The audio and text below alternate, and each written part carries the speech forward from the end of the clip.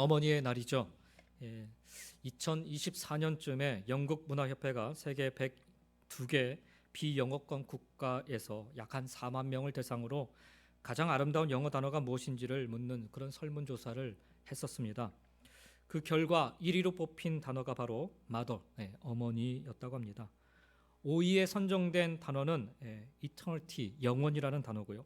4위는 love, 사랑이라는 단어였습니다. 그리고 3위는 smile, 웃음, 미소라는 단어고 2위를 차지하는 단어가 passion, 열정이었다고 합니다.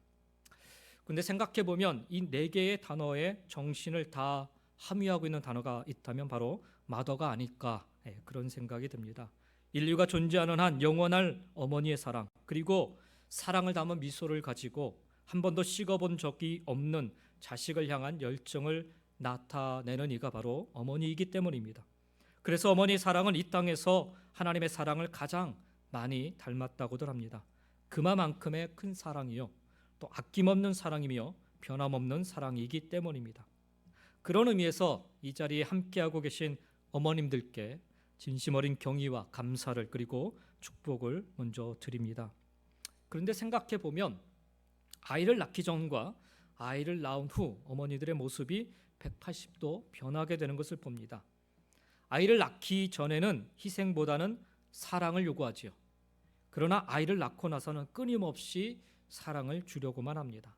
아이를 낳기 전에는 왜 그리도 잘 삐지던지, 그런데 아이를 낳고 나서는 아이를 바라보며 그 미소를 잃지 않습니다. 아이를 낳기 전에는 얼마나 연약한 척 하는지요. 물론 그렇지 않은 분들도 계세요. 어릴 적부터 막 소 몰고 다니시는 분들도 계시거든요. 누구라고 말씀을 못 드리겠지만 아무튼 우리 교회에 있습니다. 근데 이제 결혼하기 전에는 아주 연약한 척 했다고 제가 어느 분을 통해서 들었어요. 같이 사시는 분을 통해서. 근데 아이를 낳고 나서는 어디서 그런 힘과 열정이 나는지 같은 사람 맞나 싶을 정도로 참 대단하다라는 생각이 듭니다. 사람마다의 정도의 차이는 좀 있겠지만 대부분 어머니들의 모습은 동일해 보입니다.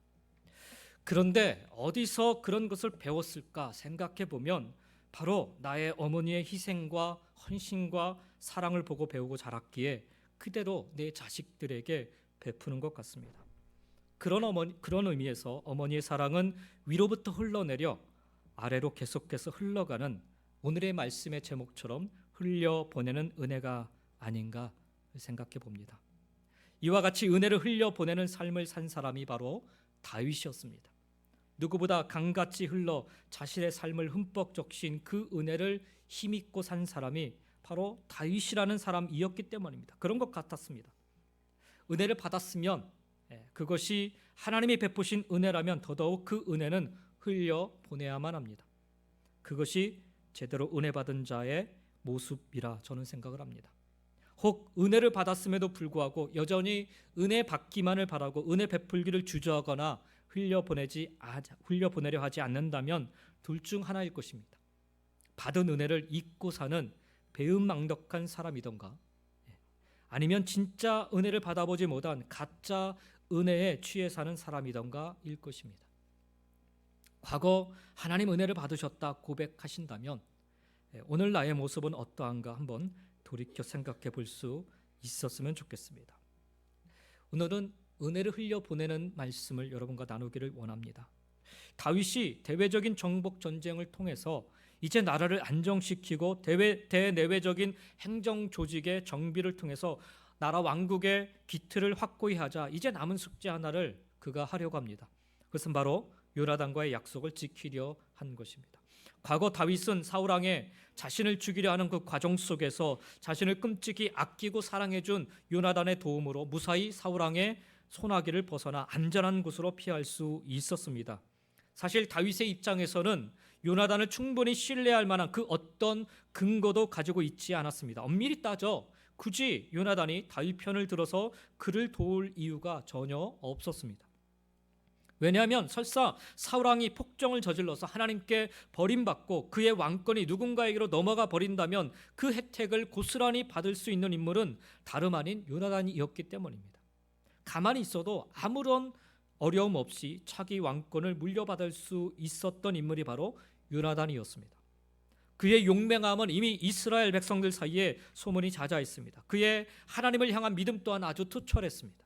그러니 그 당시 누군가 하나님의 뜻을 이어받아 이스라엘을 다스려야 한다면 주저하지 않고 요나단을 꼽았을 것입니다.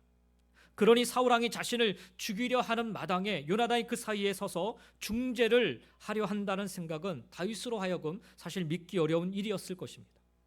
그런데 사무엘상 20장에 보면 다윗이 여러 차례에 걸쳐서 요나단의 진정성을 의심할 만한 질문을 계속해서 던집니다.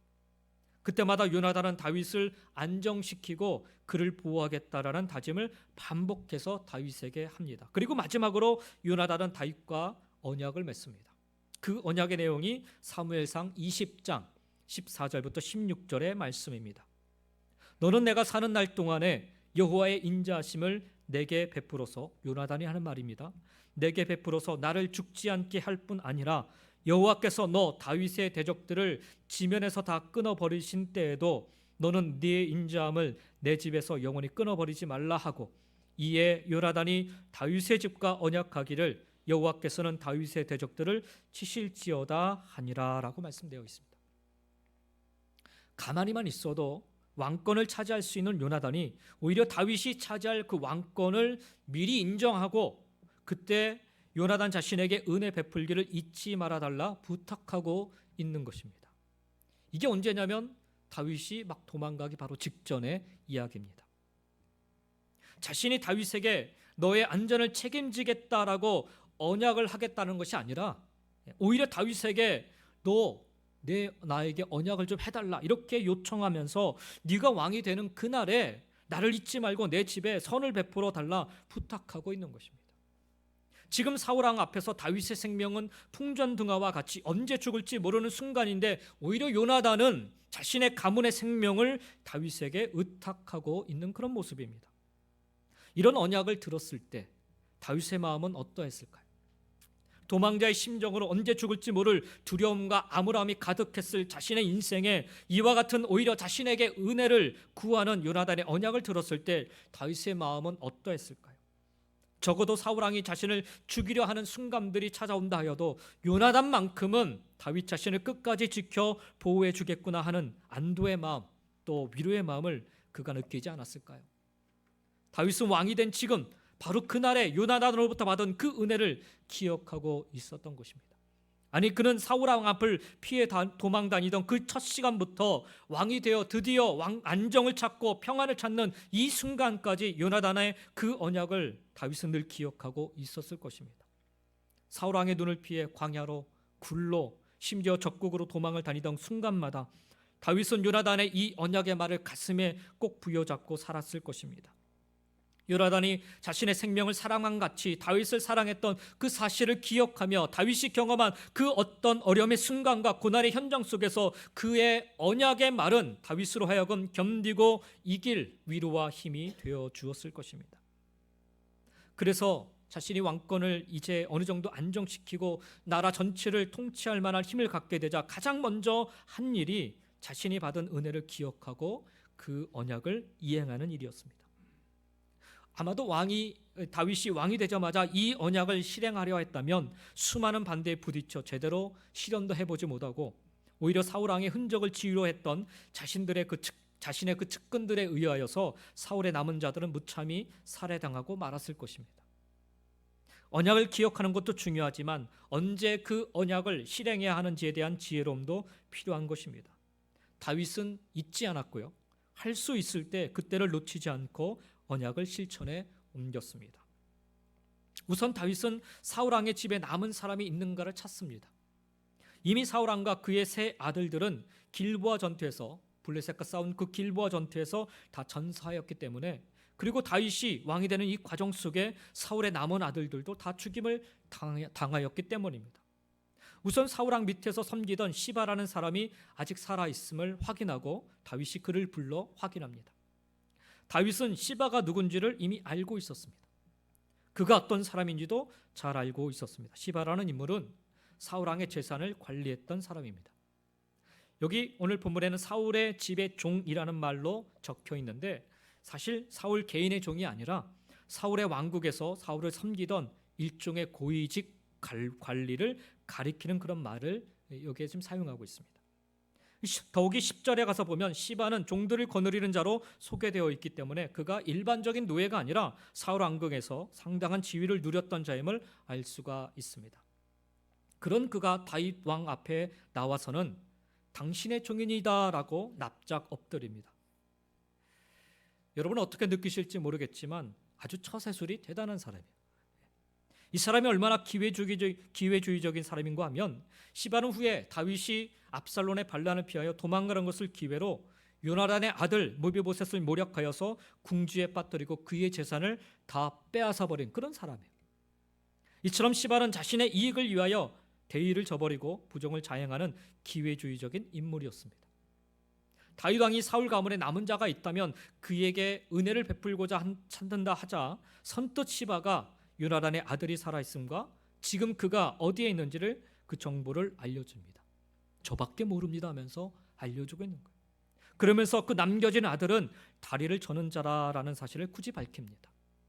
원어의 의미로 보면요, 사실 무비보셋, 그 남겨진 아들, 다리를 저는 자라고 이렇게 표현하고 있는데 상당히 비하하는, 장애인을 비하하는 그런 말이 있지 않습니까? 그런 비하하는 투로 지금 이야기를 하고 있습니다. 뿐만 아니라 사울의 집안에 섬기는 종으로 여전히 사울의 남겨진 자들을 섬겨야 함에도 불구하고 그는 무비보셋을 다른 사람의 손에 넘겨버리고 사울 왕에 남겨진 모든 재산을 자신의 것인 양 차지하고 있었던 것입니다. 그래서 다윗은 그 시바로 하여금 다시금 사울의 집안을 섬길 것을 명합니다. 오늘 보면 9절과 10절을 보면 다윗은 시바를 부를 때 사울의 종이라 라고 계속해서 언급합니다. 그리고 그로 하여금 소유한, 아니 갈취한 땅과 재산을 통해 요나단의 아들을 섬길 것을 명령합니다. 이미 다윗은 시바가 가지고 있었던 재산들이 얼마인지를 다 파악하고 있었으며 이것이 어디에서 난 것인지도 다 파악을 하고 있었던 것처럼 보입니다. 결국 사울 집안을 섬기던 자로서 사울 왕의 은혜와 호의를 받았던 자로서 남은 사울 가문의 자손을 계속해서 돌보았어야만 하는 그 시바가 자신의 욕심으로 사울 가문의 모든 재산을 가로채, 그래서 자신의 소유로 삼고 있었는데 다윗 왕의 명령으로 다시금 제자리로 놓아야만 했던 것입니다. 훗날 다윗이 압살롬의 반역으로 인해서 예루살렘을 떠나 도망을 가던 순간에 시바는요, 불어 다윗 왕 앞에 나타나서 다윗 왕 일행들에게 떡과 음식을 제공하며 호의를 베풉니다. 전세가 이미 압살롬에게 다 기울었는데도 마치 시바는 다윗이 다시금 왕권을 되찾을 것을 예견하듯이 다윗의 편을 들면서 한 가지 이상한 말과 행동을 합니다.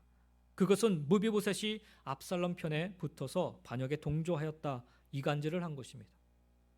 그 결과 시바는 다윗으로부터 무비보셋에게 주어졌던 모든 재산을 자신의 것으로 도로 다시 찾아오게 됩니다. 어찌 보면 받은 은혜를 그저 쟁취하기에 급급한 모습이 아닐 수가 없습니다. 반면에 다윗은 요나단으로부터 받은 은혜를 잊지 않기 위해서 아주 적극적으로 행동에 옮깁니다. 1절에서 이미 언급했듯이 다윗은 요나단으로 말미암아 그와 영감된 모든 사람들에게 은총을 베풀겠다라고 선언합니다. 이때 다윗이 언급하는 은총이란 단순히 자신이 받은 은혜만을 뜻하지 않습니다.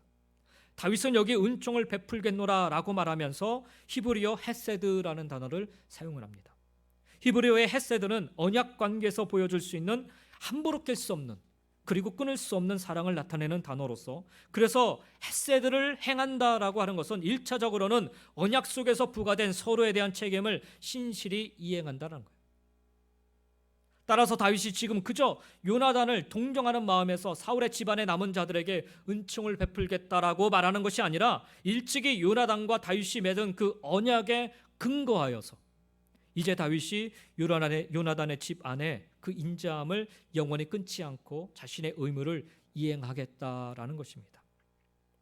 반대로 되짚어 생각해 보면요, 다윗은 과거 요나단으로부터 받은 은혜를 단순히 자신을 향한 그 동정심이나 그런 호의가 아닌 신실한 언약에 근거한 책임을 다한 사랑과 은총으로 이해하고 있었던 것입니다.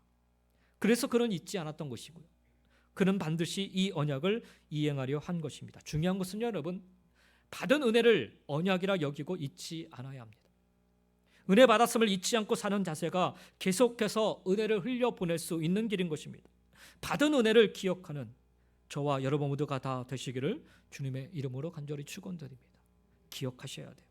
두 번째로 내가 받은 은혜를 계속해서 흘려보내는 삶을 살기 위해서는요, 내가 받은 은혜가 무엇인가를 좀 정확히 알고 있어야 합니다. 사람들이 베푸는 호의는 항상 그 의도가 깔려 있어요. 다시금 돌려받기를 원하기도 하고요, 자신에게 이로운 일을 위해서 선심성 행동으로 베풀기도 합니다. 뭔가 바라는 것이 있기 때문에 마련입니다. 그러나 하나님으로부터 시작된 은총은 아무 조건도 없습니다. 그래서 갚을 길 없는 은혜인 것입니다. 언약에 근거한 것이기에 신실하기까지 합니다. 요나단이 다윗에게 베푼 호의는 하나님의 언약에 근거하여 하나님이 다윗을 왕으로 기름 부어 세움을 기억하고 베푼 사랑이고 은총이었던 것입니다. 그래서 사실 조건이 없었습니다. 오히려 다윗을 살려주는 일로 자신의 생명이 위태로울 수도 있었습니다. 그럼에도 불구하고 하나님의 언약에 근거하여 다윗과 언약을 맺은 것이기에 다윗도 이를 잊지 않고 지키려 했던 것입니다. 오늘 본문에도 다윗은 그래서 사울의 집에 남은 자에게 은혜 베풀려 한다라고 이야기하며 이 은혜가 자신의 은혜가 아닌 3절에 보니까 하나님의 은혜라라고 고백을 합니다. 3절 말씀을 다시 한번 보십시오. 왕이 이르되 사울의 집에 아직도 남은 자가 없느냐, 내가 그 사람에게 하나님의 은총을 베풀고자 하노라라고 말씀합니다. 과거 자신이 요나단으로부터 받은 은혜가 단순히 요나단의 호의가 아닌 하나님의 은혜였음을 다윗은 잘 알고 있었습니다. 그래서 지금 다윗이 사울의 집에 남은 자들에게 베풀 은혜도 자신의 은혜가 아니라, 왕으로서의 은혜가 아니라 하나님의 은혜다라고 고백하고 있는 것입니다. 그렇습니다. 누군가로부터 우리가 받은 은혜들은요, 그저 단순한 호의나 동정심이 아님을 여러분 기억할 수 있었으면 합니다. 그날에 하나님의 선한 손길로 말미암아 하나님 언약에 근거하여 내게로까지 흘러온 하나님의 은총이고 은혜인 것입니다. 우연히 지나온 게 아니에요, 여러분. 그냥 어떻게 걸러 넘어져 가지고 나한테 그런 복덩이가 넘어온 게 아니라는 사실이에요. 하나님이 약속하셨고 하나님이 계획하셨으며 하나님이 인도하신 그런 하나님의 은총이라는 거죠. 길 가다 누가 나한테 은혜를 베푼다 할지라도 그 순간순간마다 하나님의 인도하심을 여러분 믿고 기억할 수 있었으면 좋겠습니다. 받을 수 없는, 설명할 길이 없는 그런 은혜고 그런 사랑인 것입니다. 내가 지금 받는 호의나 은혜 당연한 것이라 여기지 마시기 바랍니다. 내가 과거에 받았던 호의나 은혜를 그런 식으로 여겨 잊고 살지 마시기 바랍니다. 하나님의 은혜고 하나님의 사랑입니다. 내가 받은, 아니 지금 내가 받고 있는 그 어떤 호의나 은혜는 다 하나님이 준비해 주신 것임을 믿고 잊지 말고 기억하며 살아가시기 바랍니다. 그래야 우리는 아무 조건 없이 받은 은혜이기에 우리도 아무 조건 없이 그 은혜들을 흘려 보낼 수 있는 것입니다. 시바가 어떤 자인지 알고 있음에도 다윗은 그를 제거하지 않습니다. 보세요. 다윗이 이미 왕이 됐음에도 불구하고 오랫동안 사울 왕의 그 종이었던, 사울 왕의 그 신복이었던 사람이 다윗 왕 앞에 나타나지 않잖아요. 그러다가 찾으니까 겨우 다윗 왕 앞에 나타난 사람이에요. 그러니까 일정 부분 다윗을 인정하지 않으려 했던 그런 사람이기도 합니다. 그런 사람을 알고 그런 사람임에도 불구하고 다윗이 제거하지 않습니다. 사실 시바는 사울의 모든 재산을 사울이 죽은 뒤에 다 차지한 인물이고, 역시 사울이 죽은 뒤 다윗이 불어 찾기 전까지 다윗 앞에 선뜻 나서지 않았던 다윗 왕조에 동조하지 않은 모습을 보인 인물이었기 때문에 이 자리에서 사실 그를 제거해도 아무 이상이 없어 보입니다. 그럼에도 불구하고 다윗은 시바를 제거하기보다는 그를 살려 오히려 요나단에 남겨진 아들 무비보셋을 계속해서 섬길 자로 세워줍니다.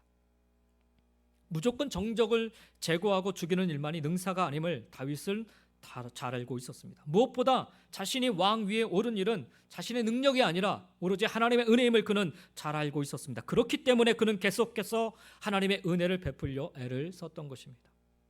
자신이 받았던 은혜가 하나님의 은혜임을 아는 자는 다윗처럼 하나님의 은혜를 고백하며 그 은혜를 베풀며 삽니다.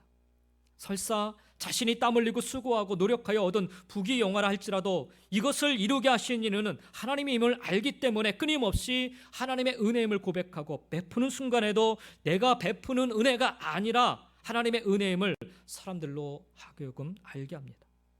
바로 이 모습이 받은 은혜가 하나님의 은혜임을 아는 자의 모습인 것입니다. 왜 종종 우리는 받은 은혜를 흘려보내지 못하고 내 손에 움켜쥐고 살아가게 되는 것일까요? 돌아보면 받은 은혜를 하나님이 주신 은혜라 여기지 않기 때문은 아닐런지요. 내가 뭘 잘해서 나의 노력의 산물이기 때문에 그렇게 여기기 때문은 아닐런지요. 그런 마음으로는요 절대 은혜를 흘려보내지 못합니다. 계속해서 움켜쥐고만 살려 하기 때문입니다.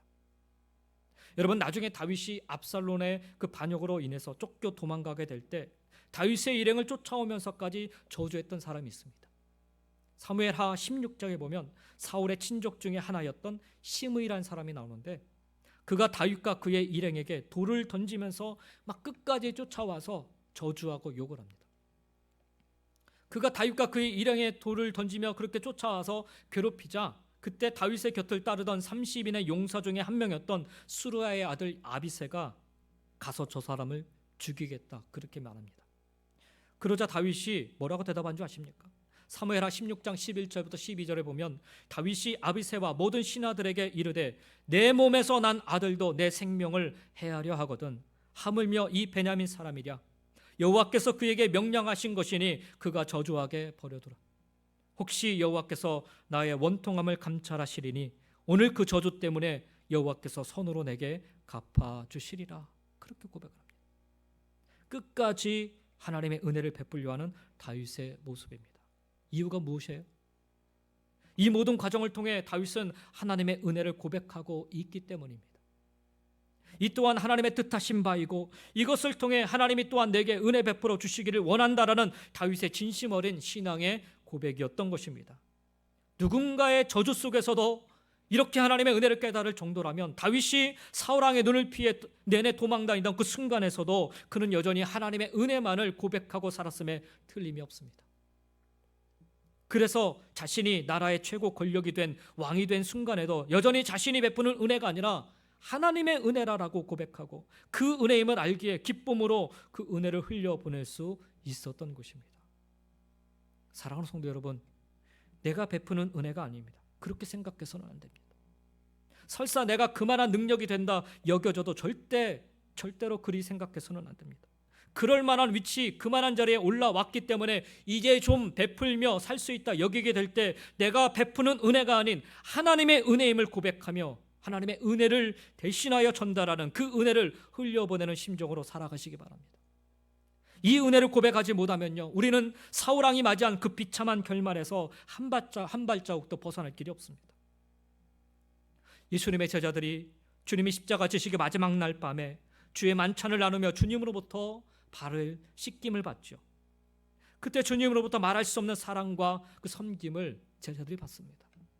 그리고 주님으로부터 너희도 이와 같이 서로 섬기라는 주님의 명령을 받습니다. 그때는 몰랐는데 나중에 성령을 받고 난 뒤에 제자들은 이 사랑을, 이 섬김을 비로소 깨닫습니다. 그래서 세상에 나가 주님처럼 말없이 섬기고 사랑하는 삶을 삽니다. 그래서 스스로 나는 그리스도를 따르는 자입니다 라고 말하지도 않았는데 세상 사람들이 이것을 알아보고 그들을 그리스도인이라 부르기 시작했던 것입니다. 얼마나 큰 은혜를 받았던지 바울은 스스로를 만삭되지 못한 자라 여기며 세상 학문으로 그 뛰어난 자가 한없이 낮아져서 바보 소리까지 들으면서까지 영혼들을 섬기고 사랑할 수 있었습니다. 주님의 제자들이 한결같이 고백했던 것은요, 다 하나님의 은혜라는 것이었습니다. 예수님의 이름이었다는 것이에요. 오직 예수의 능력이라는 것이었습니다.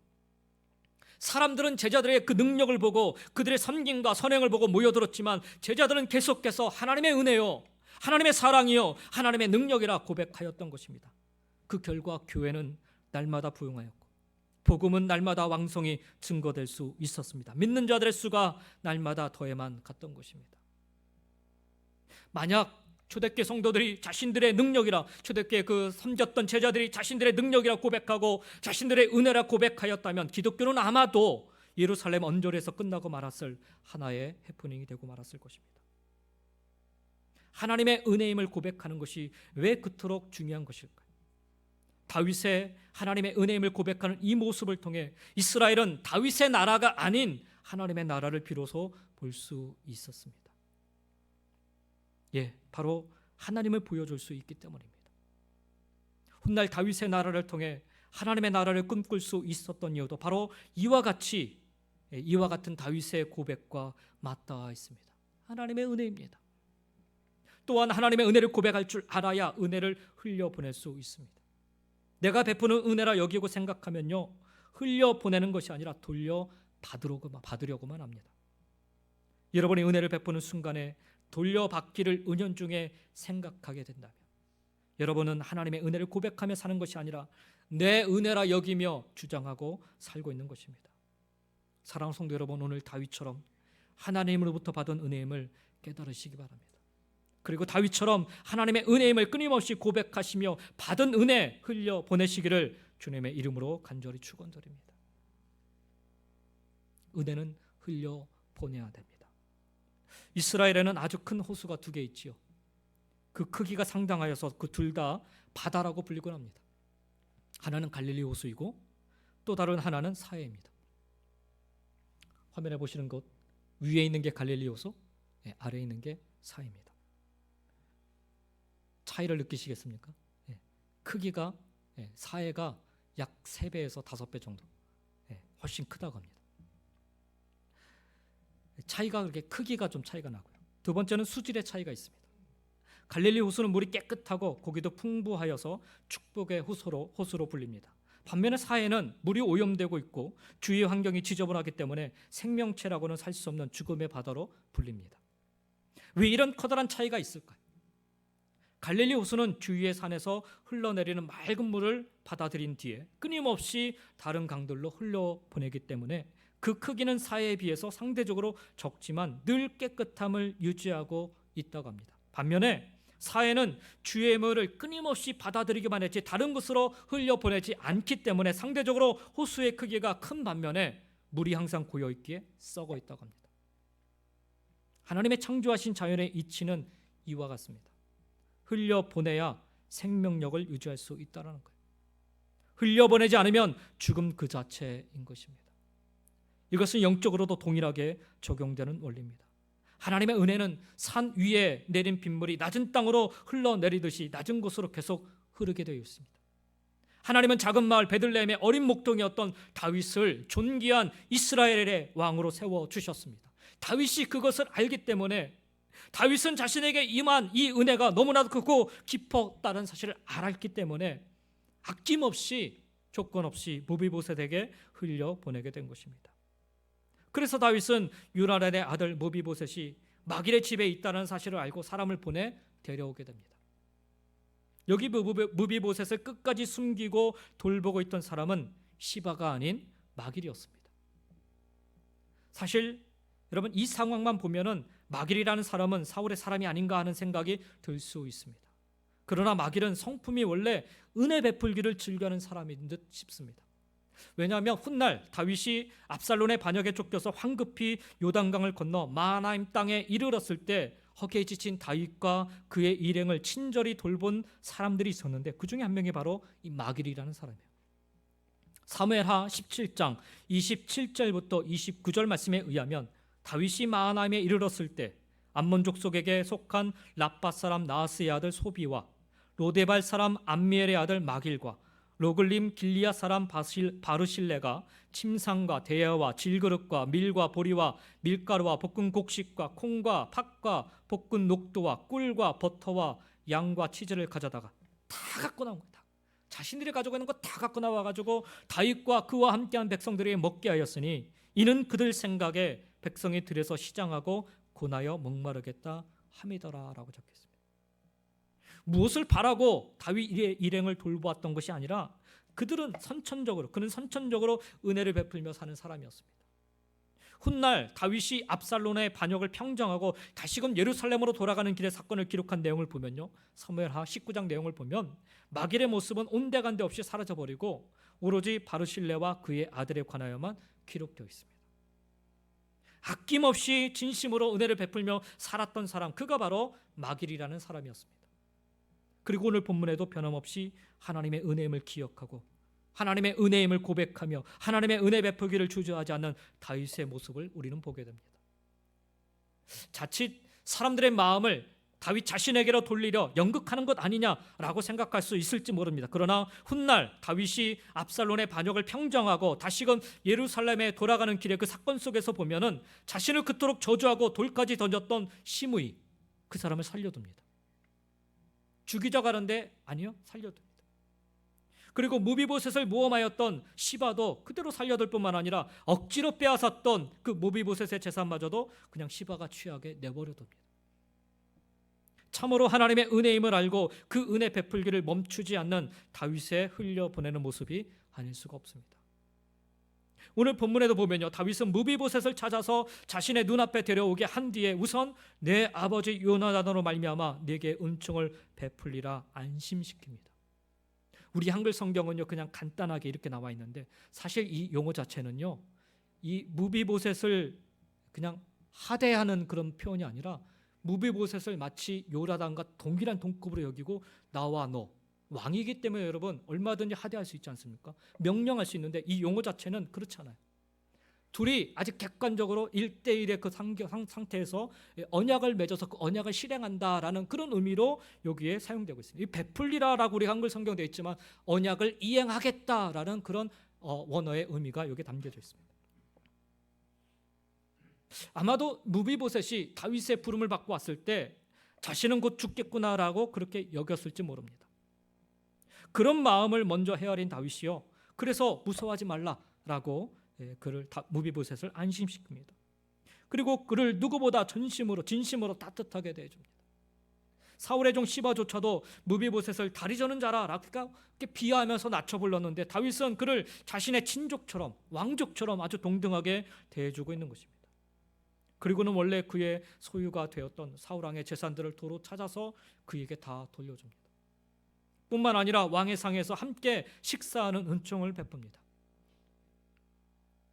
이제 어느 누구도 감히 무비보셋을 사울왕의 남은 후손이라 여겨 죽이거나 함부로 다룰 수 없게 되었습니다. 다윗의 측근들이요 끊임없이 사울의 그 정적들, 사울왕의 그 남겨진 사람들을 죽이려 했기 때문에 다윗이 그래서 이 무비보셋을 재산 다 줬으니까 얼마든지 그곳에 가서 살라라 할 수 있는데 그러지 않고 자기 앞에서 밥 먹게 합니다. 끝까지 지키고 보호하겠다는 거죠. 다윗은요 말로만 은혜 베풀겠다 하고 그가 어떻게 살든 말든 상관없는 그런 삶을 살지 않았어요. 지극히 비천하고 괴로운 시절을 보내었던 다윗이었기 때문에 무비보셋의 마음을 더욱 헤아릴 수 있었던 것입니다. 그래서 그 은혜를 베풀기를 한 이상 요나단과의 그 언약을 성실히 수행하여서 끝까지 이 무비보셋을 지키고 돌보기로 한 것입니다.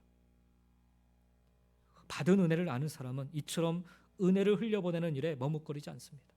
받은 은혜로 자신의 배를 채우기보다는 흘려보내는 은혜로 배부른 삶을 추구하며 삽니다. 이처럼 참된 믿음의 성도는 하나님께 어떤 은혜를 입었는지를 잊지 말고 그 은혜를 나누고 베풀 수 있어야 합니다. 하나님의 은혜를 받고 그 은혜에 감격한 사람은 반드시 그 은혜를 다른 사람에게 흘려보내야 합니다. 입으로만 은혜 받은 자가 되지 말고 베푸는 삶으로 하나님의 은혜를 전해야 하는 것입니다. 다윗은 아주 구체적으로 이 은혜를 흘려보내는 삶을 살았습니다. 받은 은혜가 아주 분명하였기 때문입니다. 무엇을 누구로부터 받았는지 다윗은 누구보다 정확히 알고 있었기 때문입니다. 자신의 공로가 아니고 자신의 노력이 아님을 그는 누구보다 확실히 알고 있었습니다. 그래서 그는 순간마다 하나님의 은혜였음을, 그리고 하나님의 은혜로 말미암아 살아가고 있음을 고백할 수 있었습니다. 내가 가진 것으로 은혜를 베푸는 그 순간에도 그는 이 사실을 잊지 않고 이것은 하나님의 은혜였다라고 고백할 수 있었습니다. 나의 나 된 것은 다 하나님의 은혜요, 내가 가진 모든 것도 하나님께로부터 왔음을 그는 알고 있었기 때문입니다. 그래서 그는 베푸는 그 순간에도요 생색내지 않습니다. 뭔가를 바라지도 않습니다. 설사 서운함이 있어도, 설사 배신한다 하여도 그는 아랑곳하지 않고 여전히 하나님의 은혜 베풀기를 멈추지 않습니다. 이 은혜는 반드시 흘려보내야만 하는 것임을 알기 때문이지. 이 은혜는 내 안에 갇혀 있어야 하는 것이 아니라 흘려보내 모두가 다 하나님을 알도록 내게 잠시 맡겨주신 것임을 알기 때문입니다. 사랑하는 성도 여러분, 받은 은혜 흘려보내시기 바랍니다. 받은 은혜가 흐르도록 마음을 여시고 여러분의 손을 펼치시며 여러분의 발걸음을 옮겨가시기 바랍니다. 말로만 땡큐하지 마시고 여러분의 베푸는 은혜로 모두가 다 하나님의 은혜를 알도록 행함 있는 믿음으로 순종하시기 바랍니다. 설사 내가 기대하는 만큼의 반응이 없다 하여도 상심하거나 낙심하거나 절망하지 마시기 바랍니다. 마음 상해하지 마시기 바랍니다. 저와 여러분을 향한 하나님의 마음이 사실 그러하기 때문에 그래요. 받은 은혜를 기억하시기 바랍니다. 내가 받은 은혜, 하나님의 은혜였음을 고백하시기 바라며 내가 은혜 베푸는 순간에도 나의 은혜가 아닌 하나님의 은혜임을 고백하시기 바랍니다. 그리고 여러분이 받으신 은혜 반드시 흘려보내시기 바랍니다. 내 속에 가두고 나만의 것으로 움켜쥐고 살면요, 썩은 내만 진동할 뿐입니다. 썩은 내. 흘려보낼 줄 알아야 생명력 있는 삶을 삽니다. 흘려보낼 줄 알아야 생명을 낳으며 삽니다. 십자가 위에서 자신의 모든 것을 다 쏟아 흘려보내신 주님으로 말미암아 우리 모두가 사망에서 생명으로 옮겨서 죄인에서 의인으로 살게 된 것 아닙니까? 흘려보내는 것은요 결코 손해가 아닙니다. 오히려 더 풍성히 살아가게 되는 하나님의 놀라운 축복인 줄 믿습니다. 하나님이 저와 여러분에게 은혜 주심은 바로 이때를 위함인 줄 믿습니다.